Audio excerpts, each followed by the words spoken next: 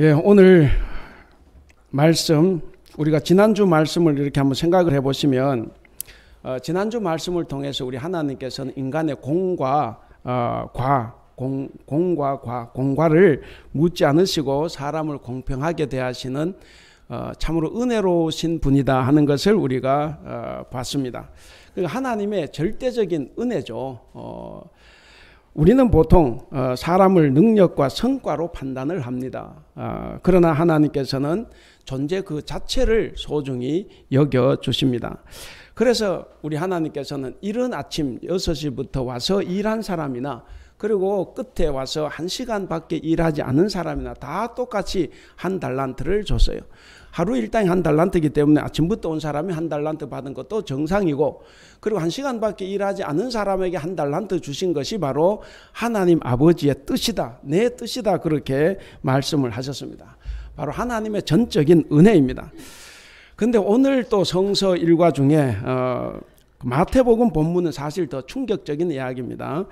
주보 안쪽에 이제 제가 설명을 좀 해 놓았고, 그리고 이제 그 설교가 교회력을 하기 때문에 3년 주기로 돌아간다 그랬지 않습니까? 그래서 3년 전 이날은 이제 바로 마태복음 그 본문을 가지고 제가 설교를 했었습니다. 이 마태복음에서는 보면, 오늘 마태복음 본문을 보면 여기에서는 공평함마저도 다 깨집니다. 지난주에는 공평함을 유지하셨다고 하면 오늘은 공평함마저도 깨집니다. 아침부터 부름받았다고 자부하는 대제사장, 서기관, 장로들, 이 종교 지도층 인사들은 다 심판을 받고 멸망에 빠졌습니다.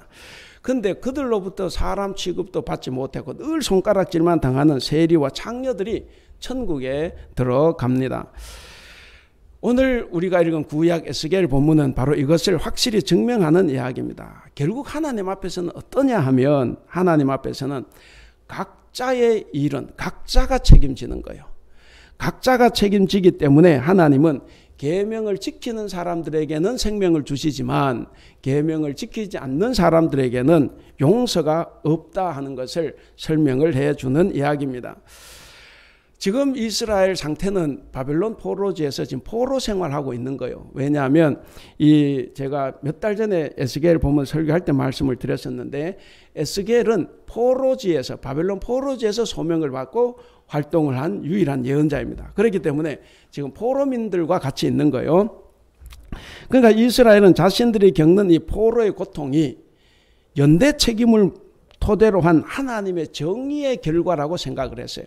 자기들이 죄 때문에 그런 것이 아니라 조상들의 죄 때문에, 그리고 조상들의 죄가 있어서 우리까지 징벌하시는 하나님, 이 연대 책임 때문에 생겨난 거다. 그래서 하나님의 정의에 문제가 있다라고 지금 이들은 생각하고 있는 겁니다. 그래서 조상의 죄 때문에 자신들에게 연대 책임을 묻는 것은 불공평하다는 거죠. 그래서 불평을 하면서 하나님을 원망하고 있습니다. 여기에 대해서 오늘 본문을 통해서 에스겔은 이런 이스라엘 사람들의 이 독소와 같은 이런 편견, 이런 사고를 질타하면서 그들에게 필요한 것은 오로지 회개밖에 없다. 곧 하나님께로 돌아가는 것 외에는 다른 길이 없다라고 하는 것을 일깨워주는 이야기입니다. 그래서 오늘 본문은 지난주와 비슷합니다. 지난주에도 하나님의 공평, 하나님의 정의에 대해서 생각을 했는데 오늘 본문도 마찬가지입니다. 하나님의 정의가 도대체 뭐냐 하는 거예요. 하나님의 정의가 무엇이고, 그리고 우리 각자에게는 어떤 책임이 주어져 있는가 하는 것을 알게 해주는 본문입니다. 오늘은 이제 성령 강림절후 17번째 주일입니다. 이번 주간에 우리가 특별히 생각하고 실천하고 훈련해야 될 내용이 뭐냐면 하나님의 뜻 알고 행하기입니다. 여기서 하나님의 뜻은 뭐냐면 행한 대로 갚는다 하는 것. 이것이 하나님의 정의입니다. 행한 대로 갚는 것. 바로 그 행한 대로 갚으시는 하나님의 뜻을 알고 따르기. 이것이 오늘 이번 주간에 우리가 한번 생각해 볼 내용입니다. 그래서 오늘 말씀을 잘 들으시고 하나님의 뜻을 따라가는 신앙인의 길을 걷는 저와 여러분들이 될 수 있기를 바랍니다. 자, 오늘 본문은 보신 대로 세 개 큰 부분으로 나눌 수가 있는데, 첫째 부분은 1절에서 4절입니다.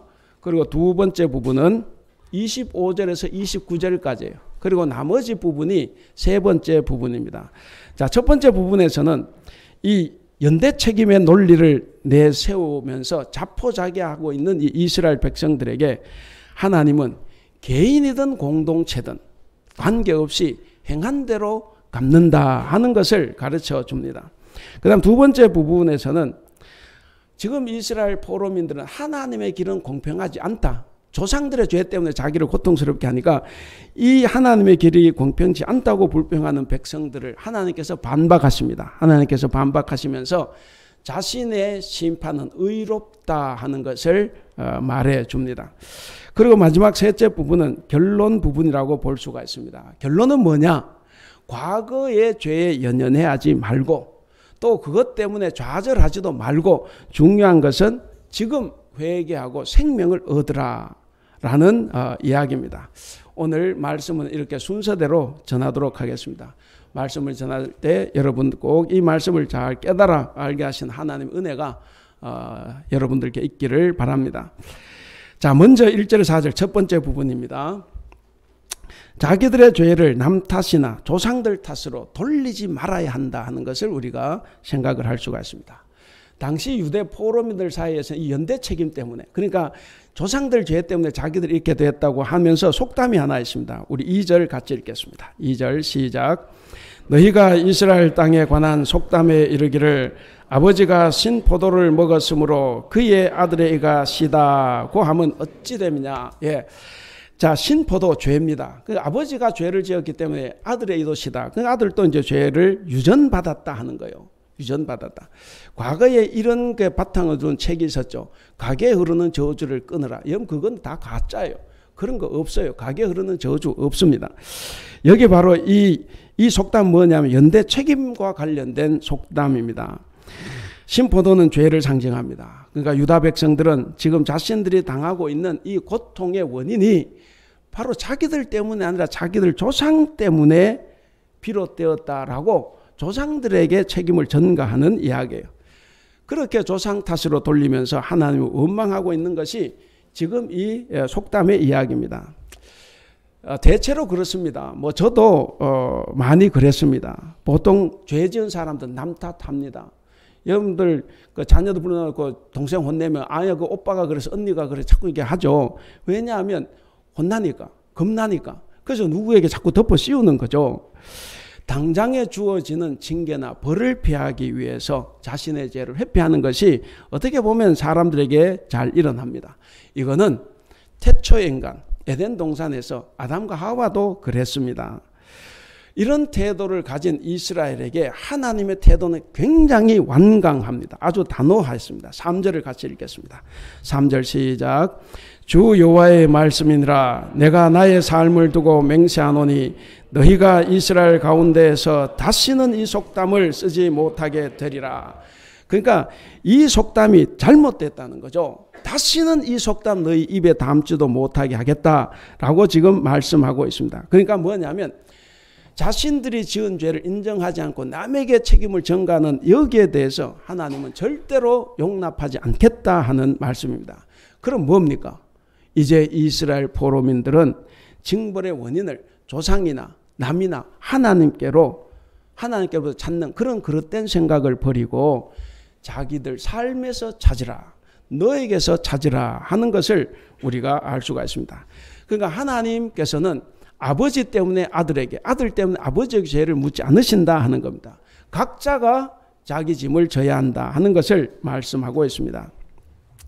그러니까 너희들이 그렇게 말하는 것이 근거가 없다는 거죠. 그러니까 너희가 지금 책임 전가, 죄를 전가하는 것은 전혀 근거가 없고, 그리고 나를 하나님 원망하는 것도 전혀 근거가 없다는 것을 말씀하시는데, 그것을 보여주시기 위해서 하나님께서는 하나님의 섭리의 근거, 섭리의 기본 원칙을 말씀해 주십니다. 우리 4절 같이 읽겠습니다. 시작. 모든 영혼이 다 내게 속한지라. 아버지의 영혼이 내게 속함같이 그의 아들의 영혼도 내게 속하였나니 범죄하는 그 영혼은 죽으리라. 예, 거기 보시면 사람의 목숨이 다 하나님께 딸려 있습니다. 아들의 목숨도 아버지의 목숨도 다 하나님께 딸려 있는 거예요. 그렇기 때문에 죄를 지은 장본인, 죄 지은 그 사람이 죽는다 하는 겁니다. 생명이 하나님 것이기 때문에 하나님이 누구의 죄 때문에 누구를 죽이는 그런 치졸한 분이 아니다 하는 이야기를 하는 거예요. 하나님은 모든 생명의 주인이십니다. 모든 생명의 주인이신 하나님께서는 그 사람 개인에게 개인의 죄를 물으신다 하는 겁니다. 그렇기 때문에 연대 책임의 원칙을 잘못 해석해서 하나님을 탓하지 말라 하는 겁니다. 여러분, 현재 이스라엘 백성이 당하는 고통은 백성 각자의 죄악의 결과로 온 것이다 하는 겁니다. 따라서 누구를 탓하기에 앞서서 각자가 자신의 과거를 참회하고 진심으로 생명의 주인이신 하나님께로 되돌아가는 삶을 살아야만 된다 하는 것을 말씀하고 있습니다. 이스라엘 백성들은 자기들의 죄로 망했고 자기들의 죄로 심판을 받아 지금도 멸망해 가는데도 이 이스라엘 백성들은 속담과 같은 명백한 거짓 교훈을 진리로 여겼습니다. 여기서 우리가 한 가지 생각해 볼 것이 있어요. 무지한 사람들에게는 거짓도 얼마든지 진리로 둔갑할 수 있다라고 하는 사실입니다. 우리 사회, 우리 국가, 우리 사회, 우리 교회 다 마찬가지입니다. 무지한 사람들 때문에 거짓이 진리로 둔갑이 되고 진리가 거짓으로 둔갑이 돼서 공동체가 혼란에 빠질 때도 많이 있습니다. 실제로 우리 사회에서 얼마나 이런 일들이 많이 일어납니까? 가짜 뉴스에 현혹이 되고 쏟고 해서 진실이 뭔지를 우리는 알 수가 없습니다. 거짓말에 미혹이 되어서 그 거짓이 진실인 양 따라가는 것이 얼마나 많이 있습니까? 인간은 똑똑한 척은 다 합니다. 똑똑한 척은 다 하는데 실제로 무지해서 거짓 교훈에 잘 속아 넘어갑니다. 여러분, 내 자신이 무지하다고 생각을 해야 됩니다. 옆에 김집사가 아니고 내가 무지한 거예요. 다수의 무익한 말, 나를 친절하게 대해주는 그 사람의 이기적인 말에 현혹이 되어서 거짓을 진리로 둔갑시키는 경우가 얼마나 많은지 모릅니다. 따라서 우리가 이러한 거짓 교훈에 속아 넘어가지 않으려면 어떻게 해야 됩니까? 우리는 가짜 뉴스를 잘 분별해야 되지 않습니까? 사회가 혼탁할수록 말세가 될수록 우리는 이 일에 더 조심해야 됩니다. 그렇게 하려면 진리의 말씀인 성경을 우리는 깊이 연구하고 공부를 해야 합니다. 그리고 하나님의 마음을 우리가 알아야만 합니다. 그래야 우리를 둘러싸고 있는 모든 비진리, 거짓, 사람들이 너무나도 쉽게 속고 비판 없이 받아들이는 그런 거짓말과 속된 가르침으로부터 우리를 지킬 수가 있고 우리 나라를, 우리 교회를, 우리 공동체를 지킬 수가 있습니다. 사랑하는 우리 성도 여러분, 우리가 신앙생활하면서 절대로 불평하지 맙시다. 이건 불평을 하기 시작하면 모든 것이 다 잘못 보입니다. 내 하나 가지고 있는 이 불평이 우리의 공동체 얼마나 쥐고 흔드는지를 모릅니다. 우리 사회도 마찬가지입니다. 현재 입장에서 보면 불평할 것들 많아요. 코로나19 때문에도 그렇고 여러 가지로 불평할 것들이 많습니다. 불평이 생겨나요. 정상적이라고 봅니다. 그런데 우리 그리스도인은 좀 다른 생각을 하자는 거죠. 이런 게 다 남들 탓이라고 말하고 싶을 때가 우리는 많아요. 다 이게 목사 탓이고 이게 어느 장로 문제고 어느 권사 집사 문제라고 말하고 싶을 때가 많습니다. 이게 다 대통령의 문제고 정치인의 문제고 기업인의 문제고 노동자의 문제고 우리는 다 이야기하고 싶을 때가 많아요. 그러나 여러분, 우리는 우리의 책임을 봐야 됩니다. 그 책임을 회피하지 말고 책임 있는 자로 살아가시기를 바랍니다. 두 번째는 25절에 29절 부분입니다. 여기서 보면 백성들은 하나님은 공평하지 않다고 불평을 하고 있는 거예요. 유다 포로민들의 불평은 뭐냐면 25절에 나옵니다. 하나님의 길은 과연 공평한가 하는 거예요. 우리 25절 제가 그만할 때까지 읽겠습니다. 25절 시작. 그런데 너희는 이르기를 주의 길이 공평하지 아니하다 하는도다. 예, 거기까지. 자, 주의 길이 공평하지 않다. 이렇게 지금 이야기하고 있지 않습니까? 그러니까 이스라엘 포로민들의 불만은 뭐냐면 하나님이 과연 공평한가 하는 거예요. 정말 공정한가? 정말 정의로운가 하는 거죠.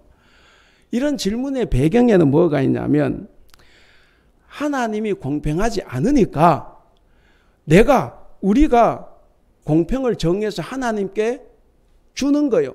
그래서 하나님은 다른 생각하지 말고 내가 정한 기준, 내가 정한 공평의 기준대로 하나님 행하라는 겁니다. 우리가 지난주에도 봤지 않습니까? 그것이 얼마나 큰 교만이고 죄인가 하는 것을. 우리는 우리 생각대로 판단할 수가 많습니다. 바로 공평과 이 불공평이라는 이 판단 기준을 자신들이 정하고 그 기준을 하나님께 강요하고 있는 것이 지금 이스라엘의 모습입니다. 이런 자들에게 하나님은 단호히 말씀을 하십니다. 25절 다시 읽지 않은 부분부터 읽겠습니다. 이스라엘 시작. 이스라엘 족속아 들을지어다. 내 길이 어찌 공평하지 아니하냐. 너희 길이 공평하지 아니한 것 아니냐. 예, 하나님은 내가 공평하지 않는 것이 아니라 너희가 공평하지 않다는 거예요. 우리 사람의 생각은 우리가 다 공평해요. 우리가 다 합리적이라고. 그런데 하나님 항상 우리의 생각을 깹니다. 포로민들은 하나님이 공평하지 않다고 비난을 했지만 실상은 자신들이 공평하지 않기 때문에 공평하신 하나님이 공평하지 않다고 말을 하는 거예요. 그러므로 우리는 다 우리 자신의 삶을 돌아봐야 합니다. 예수님께서도 말씀하셨습니다. 어찌하여 형제의 눈 속에 있는 티는 보고 내 눈 속에 있는 들보는 깨닫지 못하느냐. 외식하는 자여 내 눈 속에 있는 들보부터 먼저 빼라. 바로 포로민들이 지금 자신들을 돌아봐야 할 시점이라는 겁니다. 자신들을 먼저 돌아봤어야만 했습니다. 그래서 하나님께서는 25절에 하신 방금 읽은 이 말씀을 29절에서 다시 한번 똑같이 반복을 하십니다. 똑같은 말 29절 다시 한번 읽겠습니다. 29절 시작. 이스라엘 족속은 이르기를 주의 길이 공평하지 아니하다 하는도다. 이스라엘 족속아 나의 길이 어찌 공평하지 아니하냐. 너희 길이 공평하지 아니한 것 아니냐. 여러분, 절대자 하나님의 행사를 피조물인 인간의 기준으로 절대로 판단해서는 안 됩니다. 그것이 이해가 안 되더라도 판단을 안 하는 것이 우선입니다. 하나님은 사람의 과거가 어땠든지 관계없어요. 하나님 과거가 중요한 것이 아니라 현재 삶을 기준으로 판단을 하십니다. 하나님의 판단 기준은 과거가 아니라 현재입니다. 오늘 주보에도 제목에 부제목 그걸 달았습니다. 현재 지금 이 순간이 중요한 거예요. 여러분, 하나님은 악인마저도 죽기를 바라시는 분이 아니에요. 그 악인도 회개하고 돌아서서 생명을 얻기를 바랍니다. 여러분, 하나님 앞에서는 한 번 해병은 영원한 해병 없어요. 한 번 의인은 영원한 의인, 한 번 죄인은 영원한 죄인이라는 거 없습니다. 그것은 인간의 편견이에요. 인간이 만들어 놓은 하나의 그 잘못된 가르침입니다.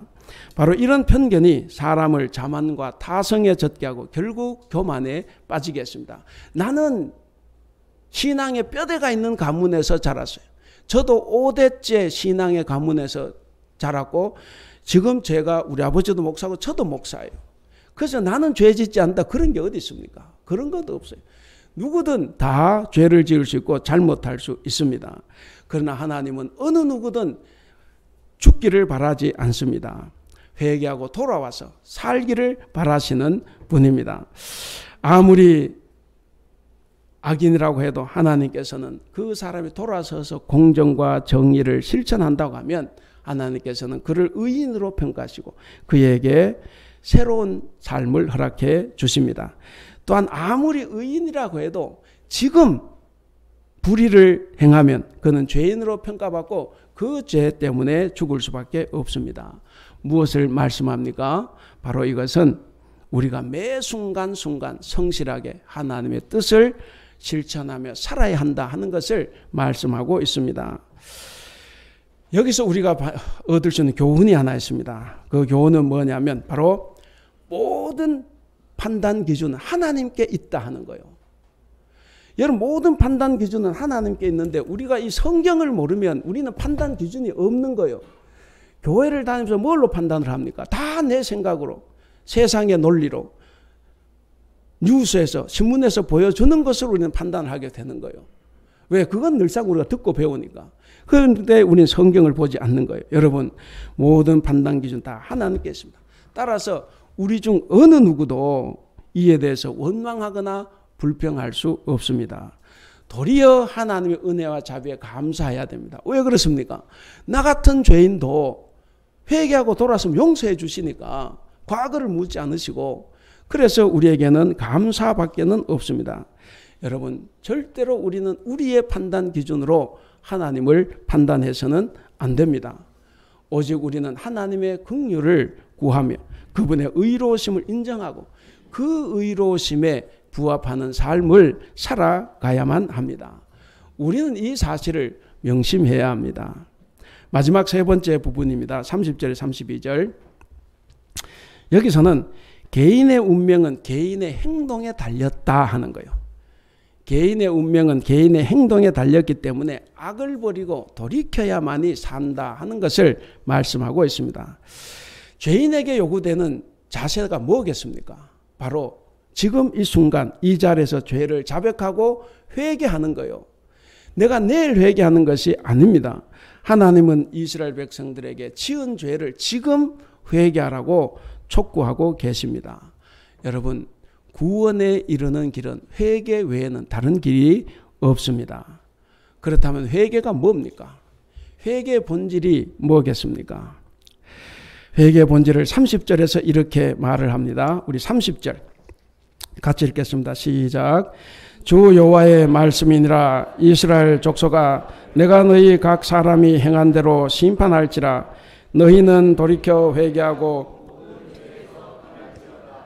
그리한즉 그것이 너희에게 죄악의 걸림돌이 되지 아니하리라. 자, 거기 보면 회개하고 돌이켜 떠날지어다. 회개하고 떠나라 하는 거죠. 바로 이것이 회개의 본질입니다. 회개는 변화를 반드시 수반한다 하는 겁니다. 회개는 외적, 내적인 변화가 있습니다. 먼저 외적인 변화가 반드시 수반돼야 하는데, 뭐냐면 회개라는 것은 내가 지금 걷고 있는 길을 바꿔야 됩니다. 걷고 있고 행하던 모든 죄악을 버리고 그 길에서 완전히 돌아서는 거예요.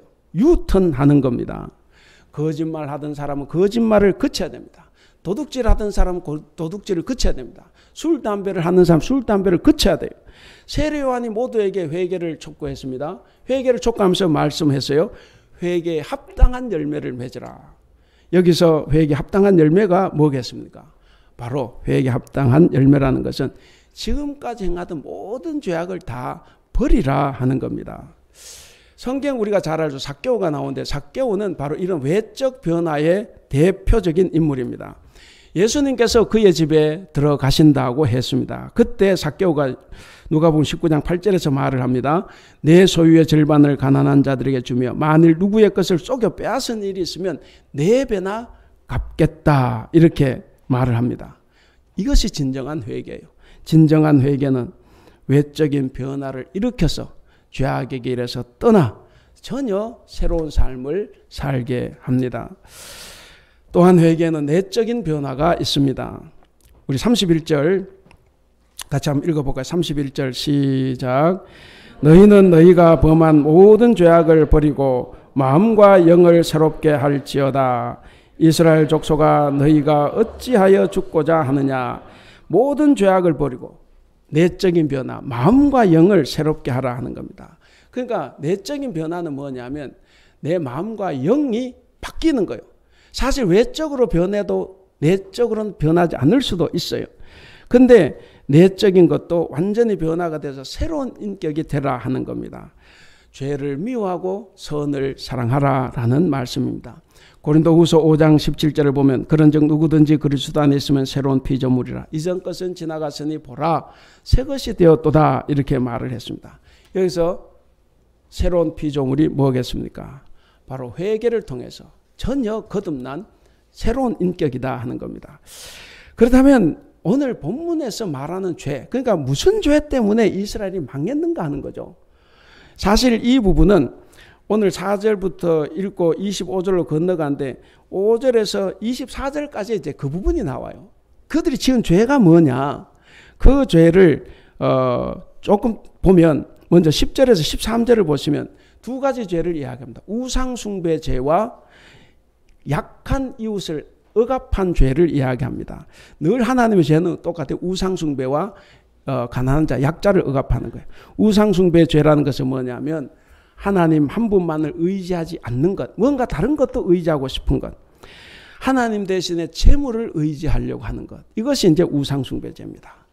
약한 자를 억압하는 죄는 뭡니까? 사람을 외모로 판단하는 거예요. 외모를 보고 판단을 해서 나보다 못하면 그 사람을 제외하는 것, 외면하는 것, 혹은 반대로 나보다 더 잘나 보이면 뭔가 그에게 다가가서 좀 잘 보이려고 하는 것, 이런 것들은 다 약한 자를 압박하는 죄입니다. 그리고 6절에서 8절을 보시면 하나님과 올바른 관계를 위해서는 반드시 이웃과의 관계를 제대로 세워야 한다는 것을 전제하고 있습니다. 그러니까 가난한 사람들을 자발적으로 돕고 이웃을 착취하지 말라. 그러니까 연약한 이웃을 착취하지 말라는 겁니다. 예수님도 말씀하셨죠. 마태복음 22장에서 보시면 예수님께서 하나님의 사랑과 이웃 사랑을 같은 계명으로 말씀을 하셨어요. 그러니까 둘은 떨어뜨릴 수 없는 하나의 계명인 거죠. 자주 말씀드렸지 않습니까? 하나님 우리를 사랑해 주셨어요. 그래서 내가 하나님 다시 사랑할 필요 없어요. 내 이웃을 사랑하는 것이 하나님을 사랑하는 겁니다. 그래서 우리가 하나님을 사랑한다고 하면 내 옆에 사람을 사랑하고 사회의 약한 자들을 사랑하는 거예요. 그것이 바로 예수님께서 말씀하신 참 사랑입니다. 그래서 의인이란 뭐냐? 결국 하나님뿐만 아니라 이웃과도 올바른 관계를 형성하고 율법의 말씀, 성경 말씀을 잘 지키며 살아가는 사람, 그가 바로 의인입니다. 그러면 결국 이 바벨론 포로가 됐지 않습니까? 이스라엘 백성들이 바벨론 포로가 됐는데 이 포로가 된 것은 뭡니까? 하나님의, 그러니까 명백한 죄에 대한 심판입니다. 원망할 필요가 없다는 거예요. 명백한 하나님의 징계였습니다. 그렇기 때문에 지금 백성들이 해야 될 일은 회개예요. 회개 외에는 다른 길이 없습니다. 그것이 그들이 사는 길입니다. 그런데 그들을 보면 회개하기는커녕 모든 것을 조상 탓으로 돌립니다. 그리고 하나님께 원망을 합니다. 다 조상들 때문에 이렇게 생겼다고 핑계하고 하나님이 불공평하다고 원망을 합니다. 그러나 하나님은 어떻게 말씀하십니까? 각 사람이 행한 대로, 30절에 보면 그랬죠. 너희 각 사람이 행한 대로 심판한다. 행한 대로 심판을 하시는 분입니다. 그래서 우리가 여기에서 또 하나의 교훈을 얻을 수가 있습니다. 그 교훈은 누구든 죄인이라고 하면 겸손히 죄를 인정하고 회개해야 합니다. 절대로 남에게, 그게 남에게 책임 있다고 해도 남에게 돌리지 말라는 거예요. 그냥 내 잘못이다라고 생각을 하라는 겁니다. 대체로 사람은 자기 죄를 인정하지 않으려는 경향이 있습니다. 그래서 죄를 지어놓고도 이 핑계 저 핑계 다 댑니다. 그렇게 변명을 해서 책임을 전가하지만, 그러나 그렇게 한다고 해서 내 죄의 문제가 하나도 해결되지 않는다는 거예요. 오히려 내 죄를 더 쌓아갈 뿐이다 하는 겁니다. 그럼 다윗이 왜 위대합니까? 제가 말씀드리지 않습니까? 다윗은 정말 나쁜 사람이에요. 그처럼 나쁜 사람은 없어요. 그런데 왜 위대합니까? 그가 위대한 것은 죄를 지적받았을 때 그 자리에서 회개했다는 거예요. 그 자리에서 진심으로 회개하고 그 자리에서 돌아섰습니다. 그래서 그는 징계는 받았지만 심판은 받지 않았어요. 멸망이 되지는 않았습니다. 그러므로 여러분은, 저와 여러분은 죄에 대해서 취해야 할 자세가 있습니다. 그 자세는 바로 인정하고, 겸손 인정하고 돌아서는 것입니다. 사랑하는 성도 여러분, 진정으로 회개하셨습니까? 저에게도 동시에 묻는 질문입니다. 내적인 변화, 외적인 변화가 여러분의 삶의 현장에서 실제로 나타나고 있는지 돌아봐야 합니다. 죄악을 버리고 이를 혐오하며 선한 의의 열매를 맺고 있는가? 거룩한 하나님의 영이 여러분의 마음과 영을 새롭게 변화시켜서 여러분의 은행 심사를 진정으로 달라지게 했는가? 정말 하나님의 영, 성령을 받고 나의 은행 심사가 다 달라졌는가? 여러분, 우리는 꼭 명심을 해야만 합니다. 구원은 진정한 회개에 이런 사람에게만 주시는 하나님의 은혜입니다. 오늘 말씀의 결론으로 중요한 신학사상 하나를 말씀을 드리겠습니다. 하나님의 정의와 인간의 책임이라는 건데, 여러분, 이 에스겔은 예언자들 중에서 처음으로 이 조상들과 연계된 공동체 연대 책임과 개인 책임의 원칙에 대해서 이렇게 설명을 해요. 말이 좀 어려운데 설명은 쉽습니다. 오래전부터 이스라엘 백성들 사이에서는 개인 책임의 논리보다는 공동체, 연대 책임 훨씬 더 엄했습니다. 그게 우위에 있었어요. 우리가 그 10계명을 봐도 우리 잘 알죠. 출애굽기 20장 5절에 보면 우상을 숭배하면 어떻게 됩니까? 자녀 3, 4대까지 재앙이 이르리라 이렇게 이야기를 합니다. 그리고 또 6절에 보시면 반대로 나를 사랑하고 내 계명을 지키는 자에게는 뭡니까? 자손 1000대까지 이른다 그래요. 그러니까 이건 뭐 연대 책임이에요. 그래서 이스라엘 사회는 대체로 연대 책임이 더 우위를 차지하고 있었습니다. 그러나 에스겔은 공동체에 대한 연대 책임이 있다고 해서 개인의 책임을 면제받지 않는다는 거예요. 연대 책임이 있다고 해서 의롭게 산 사람도 함께 망가뜨리지 않는다는 겁니다. 하나님은 연대 책임이라는 원칙으로 정리를 실천하시지만 그러나 개별성이 무시된 획일성만을 기준으로 삼는 분이 아니다는 거예요. 단순히 기계적으로 그것을 운용하는 분이 아니다 하는 겁니다. 왜 그렇습니까? 모든 생명은 다 하나님의 것이에요. 하나님께 속해 있습니다. 그 어떤 사람도 하나님 앞에서 하나님 다 똑같아요. 우리가 누구를 손가락질하고 비난할 일이 못 됩니다. 다 똑같은 사람입니다. 내 생명은 중요하고 남 생명은 그렇지 않다거나 내가 살기 위해서 다른 사람을 희생시킨다거나 내가 편하고 행복하기 위해서 남을 차별하는 것은 있을 수 없다는 이야기입니다. 왜 그렇습니까? 인간은 누구나 다 하나님 안에서 생명의 가치를 존중받아야 합니다. 바로 그렇게 존중해야 할 공동의 의무, 곧 연대 책임을 지고 있다 하는 거예요. 우리 사회에서 누가 오늘 집사님 기도하셨는데 저렇게 억울하게 죽은 사람이 있으면 가만히 있으면 되는 게 아니에요. 어쨌든 행동을 해야 된다는 거죠. 이런 의무와 책임이 제대로 구현되지 않는 공동체와 나라는 반드시 하나님의 연대 책임의 원칙에 따라서 심판을 받게 될 겁니다. 그래서 성경은 연대 책임이 대단히 중요합니다. 그러나 하나님의 심판이 획일적으로 그렇게 적용되지 않는다는 거예요. 무슨 말씀입니까?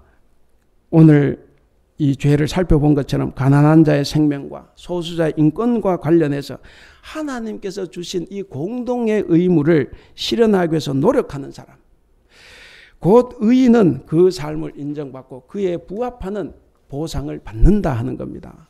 에스겔은 공동체 연대 책임 때문에 개인의 책임이 사라지는 것은 절대로 아니라고 말을 합니다. 우리의 하나님은 악인이라도 그가 죽는 것을 절대로 원하지 않습니다. 하나님은 사랑과 자비가 넘치는 분이시기 때문에 그렇습니다. 그러나 반대로 오늘 26절 이야기처럼 만일 의인이 그 공의를 떠나 죄악을 행하고 그 죄로 그로 말미암아 죽으면 왜 죽은 거예요? 그 행한 죄 때문에 죽은 거예요. 조상의 죄 때문이 아니라 그 행한 죄 때문에 죽는 것. 바로 이것이 하나님의 정의, 하나님의 공평입니다. 남 때문에 내가 다치지 않아요. 하나님의 공평은 그렇습니다. 사랑하는 우리 성도 여러분, 하나님은 우리가 아무리 큰 죄를 지었다고 해도 회개하고 다시 돌아오기를 애타게 바라십니다. 회개함으로써 살기를 바라시고 우리를 위해서는 어떻습니까? 당신의 아들까지도 이 땅에 보내주셨어요. 바로 그런 분이 우리 하나님이십니다. 그런 하나님의 마음이 어디에 담겨 있습니까? 우리의 마음에 담겨 있어요. 여러분, 우리의 양심에 담겨 있습니다. 여러분, 내가 우리 마음에 울리는 이 소리, 내 양심에 울리는 소리만 따라가면 우리는 하나님의 마음을 실천할 수가 있습니다. 바로 하나님의 마음은 그래도 우리 연약하지만 우리 양심에 새겨져 있습니다. 그러므로 항상 하나님의 마음을 닮은 우리 양심의 소리에 귀를 기울이고 하나님의 뜻을 벗어나지 않는 저와 여러분이 될 수 있기를 바랍니다. 이제 말씀을 맺겠습니다. 사랑하는 우리 성도 여러분, 우리는 이런 하나님의 마음을 품고 모든 악을 버리고 그 악에서 돌이켜야만 합니다. 회개라는 히브리어 동사 슈브는 가던 길에서 방향을 전환해 전혀 새로운 길을 걸어가는 것을 말을 합니다. 그러니까 무슨 이야기냐면 사고의 전환만을 이야기하는 것이 아니라 사고의 전환에 더해서 삶과 행위를 완전히 뒤바꾸는 것. 이것이 구약 성경에서 말하는 회개, 슈브의 의미입니다.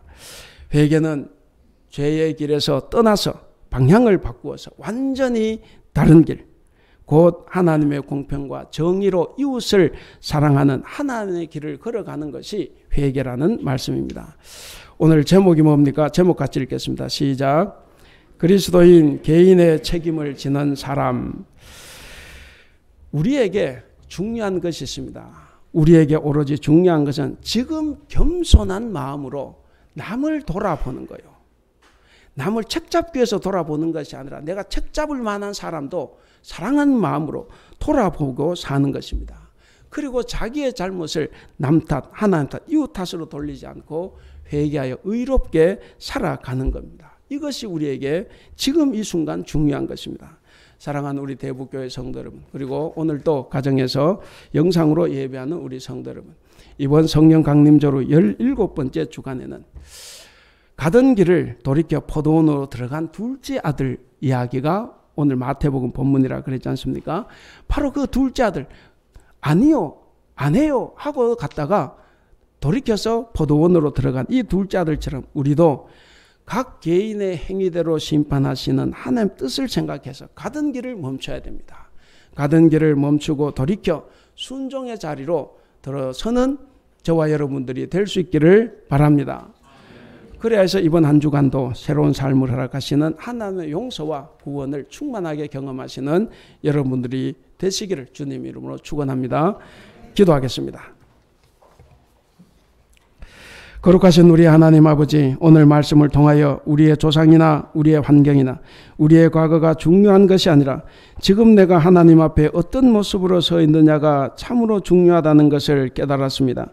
우리의 과거나 환경이나 조상을 탓하며 이웃을 원망하는 이 못된 버릇을 회개하고 고치며 새롭게 변화되어야만 하나님께서 우리와 우리 사회와 우리 교회 그리고 우리 가정의 삶을 복되게 하심을 알았습니다.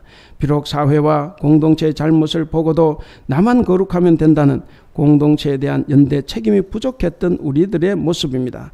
우리들의 이기심을 따라서 내가 생각하는 대로 사회를 바라봤던 잘못이 있습니다. 이제라도 하나님 앞에서 무뭇거리지 않게 하시고 사람들의 눈이 무서워 항상 다수가 가는 쪽으로 걸어가는 잘못을 즉시 돌이켜 회개하며 한 걸음 한 걸음 하나님 앞으로 다가가는 우리들이 될 수 있도록 주님 도와주시옵소서. 이런 주님의 은혜와 사랑이 우리들 가정과 직장과 일터 그리고 우리나라 위에 함께 하셔서 변화되게 하여 주시옵소서. 아비가 신포도를 먹었으니 아들의 이가 시다고 하는 세상의 지혜의 어리석음이 우리에게는 없게 하여 주시고 우리에게서는 완전히 사라지게 하여 주시옵소서. 감사하며 우리 주님 예수님의 이름으로 기도하옵나이다. 아멘.